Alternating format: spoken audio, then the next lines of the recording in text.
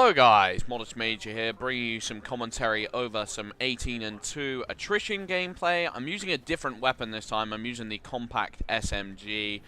Basically, on this game, I've mentioned previously in the past, but just to bring you up to speed, when you prestige on this game, you don't just get the prestige by reaching the XP limit, you also have to complete something called Regen Challenges, which are basically certain weapon challenges, Titan challenges, that are fairly specific and they get harder over time, and this prestigious challenge was get a certain amount of kills with the compact SMG.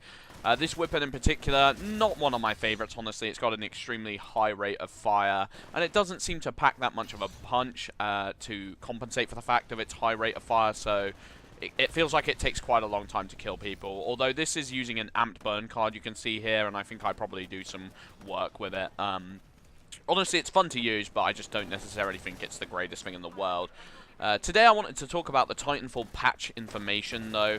If you guys didn't know, they kind of, I don't know, it kind of came out of nowhere. Usually they hype this sort of thing up and say, oh, it's going to be coming in a couple of weeks. I don't know if that necessarily was true, but I didn't see anything about it until the day it actually released. So I thought I'd go over a couple of the things in them, because some of them have a fairly big effect on the gameplay, some of them not so much, and I probably won't be going over them. There's a couple of bug fixes which just fix small little issues, and I don't think there's really that much I can add in terms of relevant discussion. So I thought I'd just go in for the more interesting ones. So first off, we get things like the point value of attrition is now increased, meaning that instead of getting 250 points to finish off the game, you have to get 300 points. Now, this is one of the ones that more interests me, honestly, because attrition is my favorite game type, and I really enjoy it, and now you have to play for longer, and it means that people don't necessarily get blocked out. It feels like certain games of attrition, you can get like 5 kills and that can be your game, and it felt like you achieved nearly nothing. So increasing the score limit definitely gives some of the lower level players a chance to do better, and even some of the higher level players to get even more kills if they're lucky. So that's pretty cool. I enjoy that. And it's definitely, you know, I've been playing with that for the last couple of days, and it feels like it's really improved the attrition matchmaking experience, especially as there's a lot of downtime in the lobbies waiting for the next game. So it can kind of make you feel a little bit impatient. So now that there's a higher score limit, it feels a lot more worthwhile, in my opinion. Then explosive detonated by Dead Man's Trigger are now slightly delayed. Explosives detonated by Dead Man's Trigger now play a warning sound before exploding, which is extremely useful. I really like that idea that they're trying to make a skill curve to it, and the fact that, you know, if you're listening hard enough, if you're concentrating enough, you'll be able to hear that, and that won't affect your gameplay. Because Dead Man's Trigger is one of these, I mean, it's sort of like Dead Man's Hand in Modern Warfare 3 or Martyrdom. One of these perks that just gives players an unfair advantage, and it leaves you with this feeling of, oh, I got killed unjustly, you know, I didn't have enough tools at my disposal to be able to get out of that situation, and that's really cool in my opinion. Next is the Smart Pistol. Slightly decrease the damage of the Smart Pistol when locked onto a pilot, when not locked, sorry, and slightly decrease the hip-fire accuracy of the Smart Pistol. Now, obviously, there's been a ton of complaints about the Smart Pistol. If someone has a complaint about the metagame of Titanfall, it usually comes down to their annoyances with the Smart Pistol, how they feel like they're being killed unjustly. You know, everyone's always going to have a problem with that sort of weapon, a weapon that locks on automatically. It's kind of hard. You know, unless the weapon's absolute trash, I feel like people are really going to have a grudge against it. And I, to some degree, understand that. I think, you know, if they are going to make the aiming as easy as that, it definitely needs some sort of knockback effect.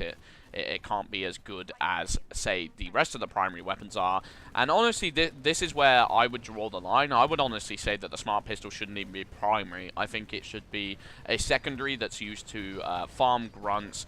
And, you know, maybe you can still use you hold the L trigger and, you know, shoot at pilots, but it's not going to be this insanely good weapon. I think it makes a lot more sense as a secondary, a grunt farming tool, because people love to grunt farm, and it is actually a useful, you know, strategy. It might not get you as many as pilots, but definitely if you're a low level player, you can rack up a ton of grunt kills, which can get you your Titan a lot quicker. And maybe you're just not very confident in your pilot abilities on foot, or don't enjoy pilot piloting. So I definitely think people would use it even if it was a secondary.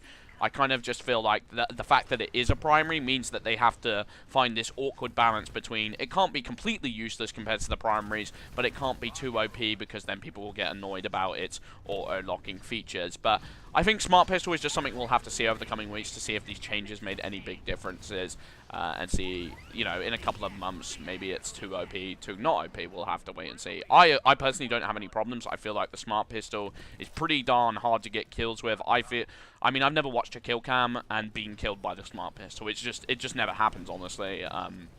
Not saying I'm amazing or anything, I just feel like if you're moving enough, it probably won't hit you. It's really hard to hit a moving target with that thing, and especially if they go invis, it takes longer to lock on. So yeah, I don't know, I don't really have many problems. Evac dropships are now more responsive to pilots entering them. This is definitely something I had a problem with. There's a lot of times where you jump off a cliff, feel like a complete badass, you pretty much nailed the end of the mission, and then for some reason you miss, and it felt like you'd done everything in your power to get there. So yeah, I totally understand that. I think the hitbox are a bit funny in terms of entering and leaving the evac ships, and I'm definitely glad they did something to sort that out. And that's pretty much it for the most part. You know, there's a lot of other changes, but they're kind of minimal, and they more pertain to the idea of, like, you know, fixing the damage levels on something in a certain situation, because there were a lot of glitches involving, like, oh, if you were on top of an evac dropship and then shot down at something, it would do more damage, which obviously isn't a good thing. But for the most part, you know, this is exactly what we wanted to see from this company. Modern Warfare 2, they kind of left a bad taste in people's mouths because they never got rid of the one-man army glitches, and they took a very long time to get rid of the care package glitches, and that was most likely issues down to Activision and the lawsuits going on there. But I'm glad to see that, you know, they've come out of the gate swinging, and they're saying, you know, we're really committed to making this game work. And it's kind of a reflection on EA's policies and the fact that, you know, they've got such a bad reputation as well. They kind of need to be upholding and maintaining their reputation and making sure that they don't screw up again, basically, like they did with Battlefield 4. But we'll just have to wait and see. I hope you guys enjoyed the gameplay in the background. I hope you guys enjoyed these tidbits of information. I've been Modest Major. Thank you for watching. Peace out.